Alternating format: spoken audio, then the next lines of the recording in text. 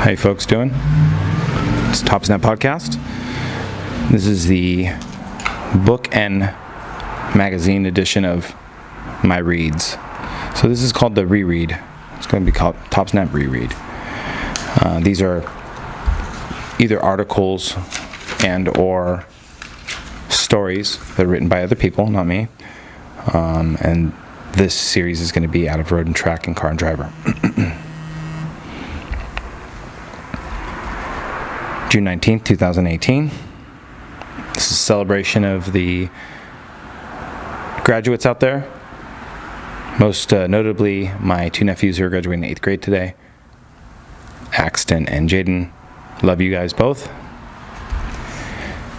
This is The Last Long Road by Ryan Zamalin, and the illustrations are by Gabriel Moreno, and this is in September 2017 of Road and Track. Test driver Hiromu Naruse was a legend who influenced half a century of Toyota history, but with his crowning achievement came tragedy. By Ryan Zamalin, illustration by Gabriel Moreno. The dampers needed one more check. The dampers always needed one more check. It was mid-morning on June 23, 2010, and Toyota's most senior test driver had just completed another lap of Nürburgrings in the Lexus LFA. In his 47 years at the company, Hiromu Naruse had accumulated the most Nürburgring laps of any Japanese driver, and it all led to the LFA he was driving, his life's work. After 10 years of development, Naruse was finally visibly pleased. The car he was driving, an orange LFA Nürburgring package, had more power than the standard LFA, plus a fixed rear wing and more focused suspension. Naruse had been involved with many of Toyota's legendary performance models, but he had never shown such delight in a vehicle, not the AE86, the Celica, nor the MR2, not even the Supra. Naruse turned to the test driver, Yoshinobu Katsumata, sitting in the passenger seat. The car was almost ready, he said, the closest Naruse had ever come to achieving his dream, building a car that could topple the best from Europe on their own turf. Naruse asked Katsumata, if he wanted to take the wheel. Katsumata hesitated. He had tested vehicles with Naruse for years and only drove when the car was nearly complete. There was still another week of testing on the vehicle. Katsumata politely declined and stepped out of the car. Assistants began to clean the Toyota's garage, preparing for the next test session. This far into the program, their movements were familiar, almost rote. Naruse had a small team of engineers had constructed a supercar lifted straight from his personal taste, shaped over decades of study and relentless tinkering, but the dampeners still needed one more check. Naruse prepared to leave, to go back to Toyota's nearby engineering facility. An assistant normally rode along with these drives, but Naruse told his colleagues not to call for that man. I'll just drive back alone, he said. The drive was less than 2 miles. He'd driven it hundreds of times. Naruse pushed a helmet over his flattened white hair, rolled up the window, and pulled onto the highway. I learned about Hiromu Naruse the way most people did, from the news reports when his LFA didn't make it back. Photos of this crumpled supercar flooded the internet. There were a few days of tribute. Toyota published a video of in remembrance. One mired in obscurity, test drivers have become minor celebrities of late. There's no shortage of stories about people like Walter Roll at Porsche or Lamborghini's Valentino Balboni. Even Nissan's chief driver, Hiroshi Kato, had a public profile and a devoted following. All of which makes sense. Who wouldn't want to watch the masters, creators of the world's most impressive machines, at the top of their craft? Yet here was a driver who had spent nearly half a century with one company, and not some niche automaker, but Toyota, one of the largest in the world. Naruse climbed that company's ranks to lead a global team of test drivers. His fingerprints could be traced across Toyota's history of performance cars. The Sports 800, the 1600 GT, the 2000 GT, the AE86 Sprinter Tirreno, the Corona, the Celica, the MR2, the Supra, the Altezza, which is the Lexus LS IS, the MRS, and the MR2 Spider. His legacy spanned decades, woven through the history of the modern car. Naruse's story, however, was harder to find. To chase it, I went to Japan. I wanted to see Narusan's built a legend. I wanted to see where Narusan built a legend. I wanted to meet the people whom he had sweated under the drivetrains and debated suspension designs. At Toyota's sprawling corporate headquarters in Toyota City, the story began to appear. He was a driving doctor, said Katsumata, the chief expert driver who had been at Naruse's side on the day of the accident. Seated across from me at a walnut conference table, Katsumata had a kind, round face and unruly black hair. He spoke with gravitas that comes with 44 years in an industry. Our interview kicked off a series of meetings with Toyota employees, all of whom were wary of giving too much credit to one person. Everything was described as a team effort, reflective of a corporate culture where drawing attention to oneself is discouraged. That could be explained why Naruse never gained as much public acclaim as some of his peers, but after a few questions, without fail, each of Naruse's associates began to open up about the man they call the master.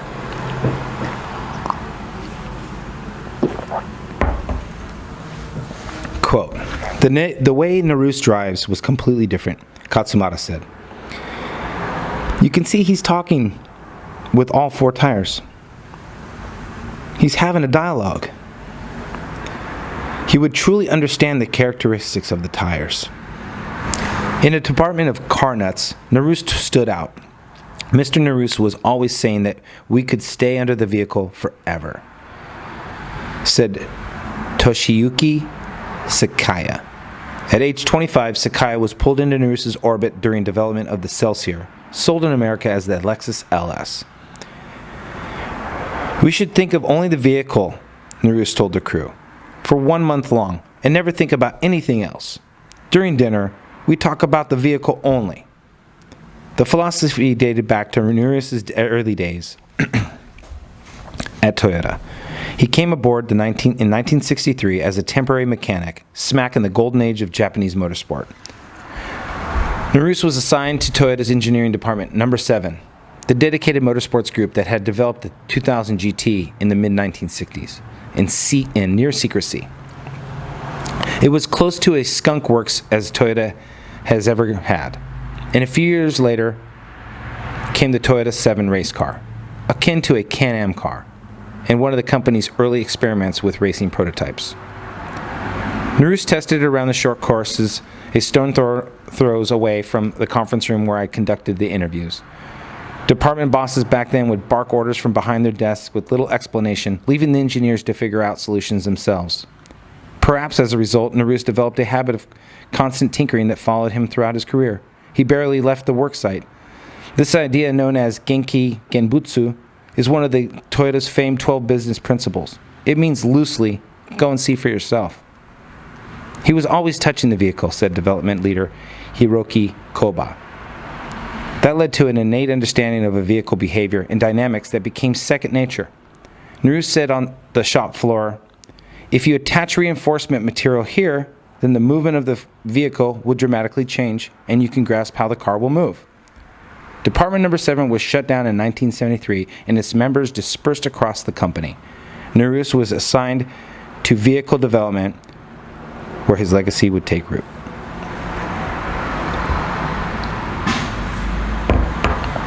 Naruse constantly demanded changes. Even when others demanded it too late in the production cycle, he often made these changes himself without telling anyone. Engineers would work on parts only to later realize that they were outdated because Naruse had changed those parts in the middle of the night. He wanted to do things himself, Sakaya said. 6 months before the 2009 Avensis Sedan debuted, for example, Naruse demanded that the car's ride height should be changed. Koba, who was the project manager, complained that it was too late. Many design changes were necessary, he said, and if we make changes, we have to redo reliability evaluations. It's a lot of work to do in that limited time. Naruse insisted, quote, we work very hard to fulfill that request, Koba said. Naruse was able to make taxing demands in part because his colleagues respected his dedication. He had no hobbies, did not smoke or drink, and worked hard enough to leave impressions on others. Engineer Hinonari Adachi told me that Naruse liked to cook, but confessed that he'd never witnessed it. Then, said Naruse, often ate plain tofu without seasoning. The most consistent complaint about Naruse, either as a man or as an employee, was that he would eat the same meal, the same restaurant, 3 times a day for weeks at a time. He didn't challenge new food, Toyota Grandmaster driver Nobaki Kanamori described. Ironically, one of the philosophies that Naruse drilled into Toyota engineers was the need to develop the flavor of the car, quote unquote. He believed Toyota's distinct engineering should be recognizable throughout the company's lineup via characteristics like steering feel, responsiveness, and composure. These were the ingredients that could be adjusted within a larger broth to suit individual tastes. And if those flavors were to come alive, the broth itself had to be good. What I focused on was the base of the car, said Minori Takaki, a Naruse disciple of... Let me start that one again. What I focused on was the base of the car, said Minoru Takaki, a Naruse disciple who is now a grand expert test driver. It's important that first the car can drive very smoothly and stably. If you can keep those features, then you can go on to the next and make the flavor. To fine-tune that flavor, Naruse sometimes pushed his teams to their limits. They would spend hours running prototypes around Toyota's short course under the baking sun, then wheel them straight into the vehicle's testing division, hidden at the back of the company's campus. Toyota representatives invited me to tour that facility, but not before asking me to leave my camera and phone behind. Even employees need special clearance to enter. Today, the unassuming sheet metal warehouse is a modernized facility with open workspaces and glossy cement flooring. The clank of metal and whirl of impact wrenches fills the air as mechanics tinker. One corner is stuffed with freshly buffed, race-prepped Toyota 86s huddled in a flock. But years ago, the building was stifling and windowless, essentially a glorified shed. Naruse practically lived on the shop floor. Adachi said Naruse would stalk engineers in the upstairs cubicles. He would say, "Why are you sticking to your desks in the office? You should not touch Why do you not touch the vehicles more often?" A typical day consists of extensive high-stress testing of the new model. Takaki described how the team would push the car directly from the searing track into a walled-off section the size of a shipping container. A flimsy canvas gate slid closed for privacy. When we visited, a young mechanic was there, under the hood of a Lexus IS. I had to watch my feet to make sure I didn't kick the bumpers, wheels, and other parts piled high against each other's on the wall. The 3 of us barely fit into the space. Takaki said Naruse said his team spent hours in this area with no air conditioning. During smothering Japanese summers, Naruse would lie on the metal plates underneath cars to take apart still glowing brakes or to demonstrate where suspensions need reinforcement.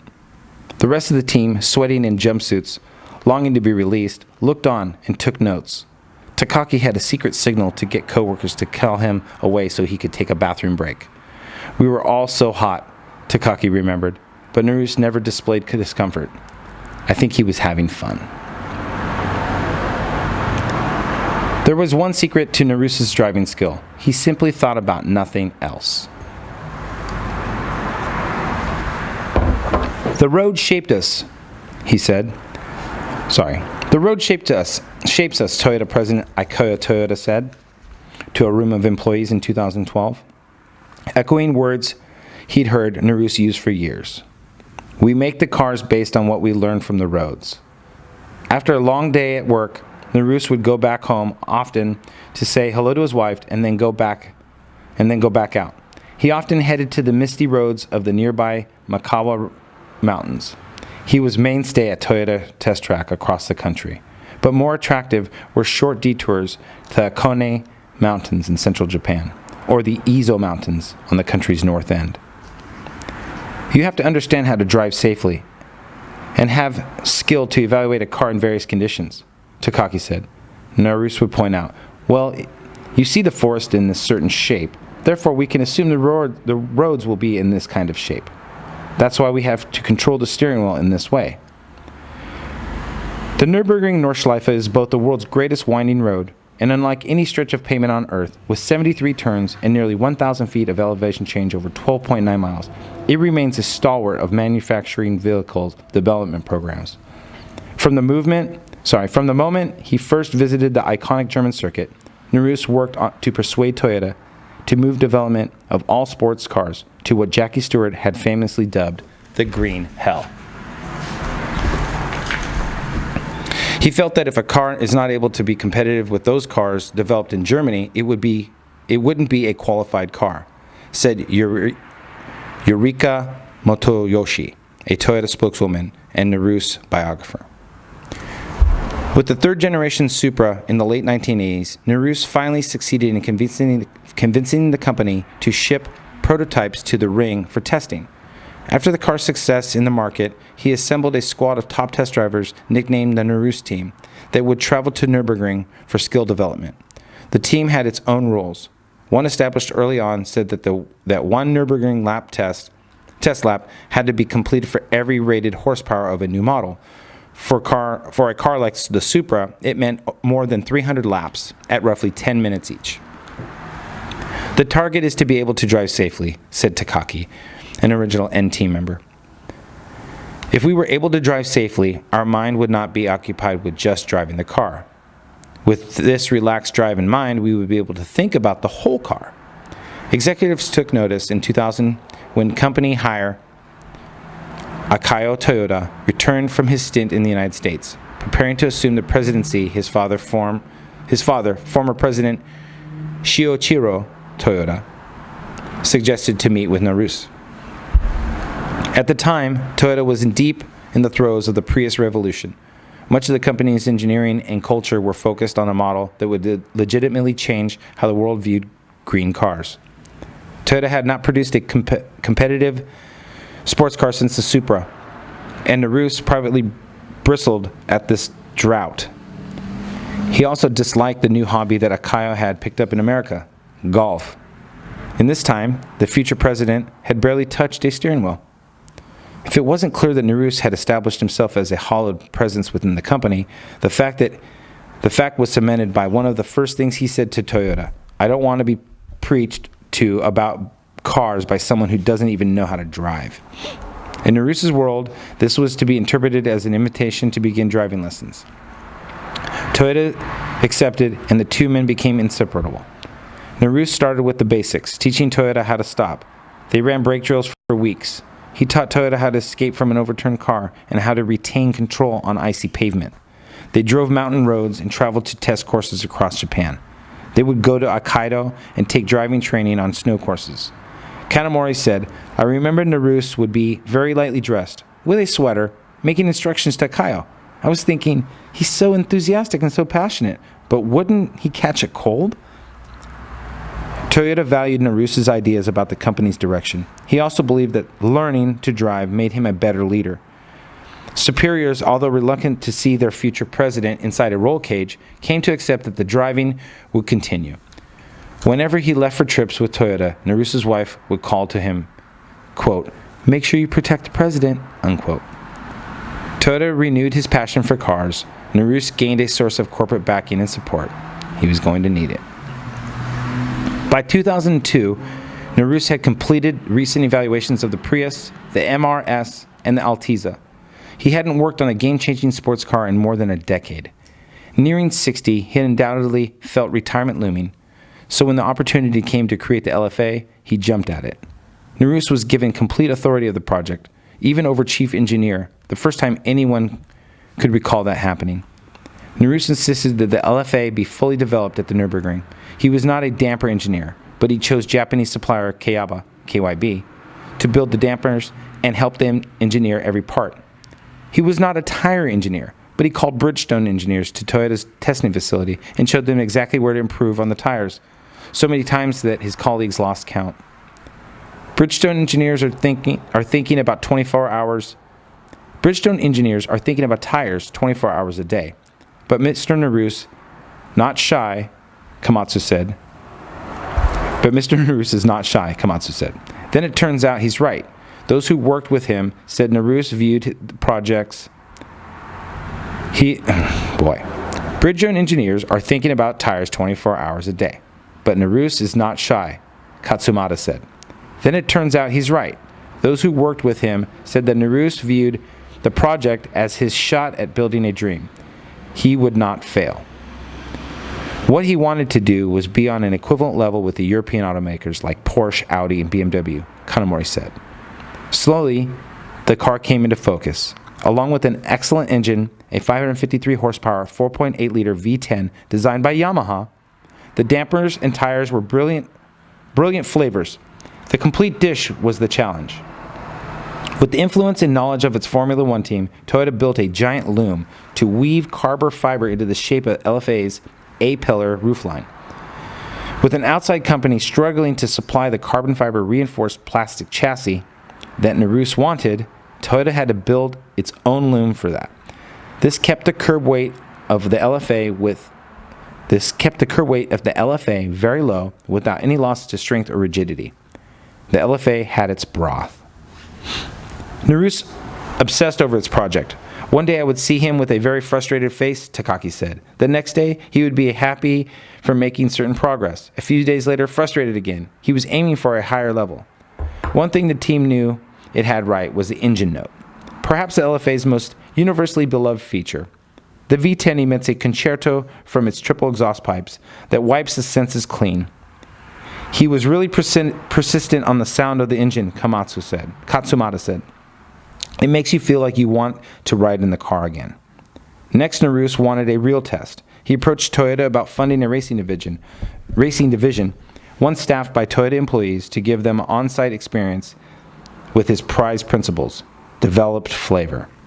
The road makes the car, Genchi Kabutsu. Toyota bought in, and Gazoo Racing was founded. Employees were assigned 2-year stints with instructions to take what they learned back to their departments. In 2007, the team entered 2 Altezas into the 24 hours of Nürburgring. The Gazoo team worked throughout the night to keep both cars on track, in the car while racing. Naruse was conducting evaluations, same as ever. During one pit stop, he pulled in the garage and said, "Do you think we should change the dampers? It could get better." Every mechanic within earshot rolled his eyes. In 2008, Gazoo Racing returned to the Nürburgring 24-hour with a camo-clad LFA prototype. By now, the word was out. Toyota was developing a Supra under the Lexus moniker, and the car was making its public debut at the world's most challenging track. The race served its purpose. Pro drivers, including Super GT champion Akira Ida, collected invaluable data on how the LFA behaved under extreme conditions. Toyota's executives saw Akayo Toyota racing under the code name Marizo, whipping a homegrown supercar while the world looked on. The race helped the LFA project gain important support, and one more passionate boardroom plea from Toyota sealed the deal. Ow! He was named president of Toyota the following January, and production versions of the LFA made its official debut at the Tokyo Motor Show in 2009 of October. The team wrapped up the LFA project and began to fine-tune the LFA Nürburgring Package Edition, of which only 50 would be made. They were just about done by the time Naruse waved off an assistant, rolled up the window on a pre-production prototype, and pulled off. I believe, in his mind, the LFA Nürburgring package became closer to what he was aiming for, said Kanamori. Naruse grew up in Ikeda Town, a sparsely populated farming community in the Gifu Prefecture, at the foot of the mountain range in the central part of Honshu, Japan's main island. He was born on July 18, 1942, the youngest of 4 siblings. His father died in World War II. His mother moved the family to Ikeda. Today, the town's population hovers around 25,000 residents. This place is so small that when I mentioned it to Naruse's colleagues I was visiting, they first assumed I meant a different, much larger Ikeda about 100 miles to the west. On the way to Naruse's hometown, my taxi driver had to stop at the 7-Eleven to ask for directions. The rural atmosphere gives a certain insight into a focused, driven man. At 10 o'clock on a Wednesday morning, Ikeda was sleepy. Rice paddy ponds gave way to lush mountain backdrops as we squeezed through the narrow streets. Not a single restaurant was open. We turned up a steep road into the hills, rows of orcha tea crops lining the road. Ocha tea, sorry. After a short drive, we reached the Yunjenji Temple, nestled in the foothills. It was a tranquil perch from which to look down at the town sprawling below in the shades of the farm plot greens. The skills learned there had launched Naruse on a career that took him around the world. He spent his childhood learning to wrench by necessity. When the family's charcoal-powered car, a popular conveyance in post-war Japan, broke down, it needed to be fixed on the spot. Genki Gubutsu.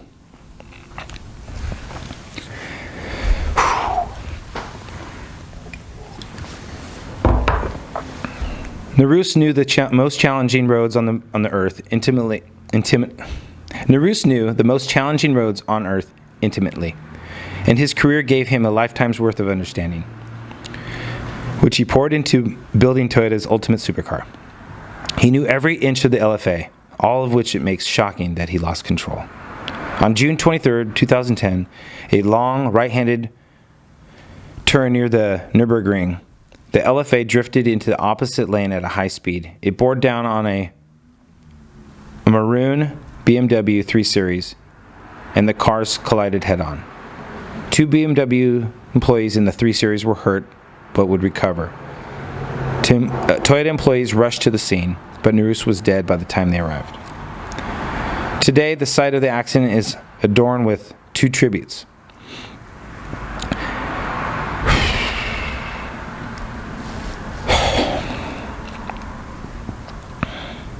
Today, the site of the accident is adorned with 2 tributes, a Japanese weeping cherry tree and a German cherry blossom. Akio Toyoda delivered the eulogy at his funeral, and Toyota engineers still idolize Naruse.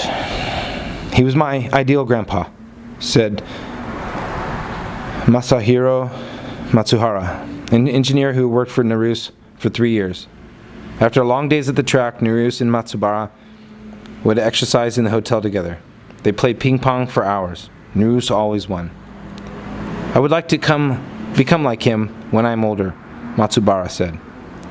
10 months after Naruse died, Aida plotted the LFA Nürburgring package to set a new Nürburgring production car record at 7 minutes 14 seconds .46.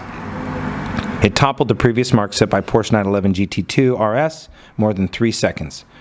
Production of the LFA began in December, with cars priced at $375,000. In the middle of the global recession, most of the 500 examples produced were spoken for, therefore, spoken before. Wow. In the middle of the global recession, most of the 500 examples produced were spoken for before the first one rolled off the line. Toyota considered shuttering Gazoo racing, but he ultimately decided that Naruse would want the team to continue. The LFA returned to the Nürburgring 24 hours, finished third in class of 2011, and taking a class win in 2012. That 2012 racer sits today in the Toyota Kaikan Museum in the Toyota City at the company's headquarters, still carrying the dirt and scrapes from its victories. A few feet away in a tall glass enclosure is a black Nomex racing suit with H. Naruse stitched on the belt, along with his helmet, gloves, and 2 Nürburgring trophies. It watches over the car. At the temple, I took one last look across the plains of Ikeda and climbed into my taxi, a jet black Toyota Crown sedan. We turned back down the mountain, where the roads are never straight. They rise over rivers and dip under canopies, narrowing through forests and unfurling along the farm plots, where the oka crops and the Yamazakura cherry trees fly by in a blur. The lace seat covers on the headrest, so common in Japanese taxis, swayed, but my seat stayed flat as the car floated over the pavement and pointed southward toward Toyota City, headed home. That's the end of this read. Thank you very much for listening to this and staying along the way, my bumps and turns along this podcast. So like Mr. Hiroshi,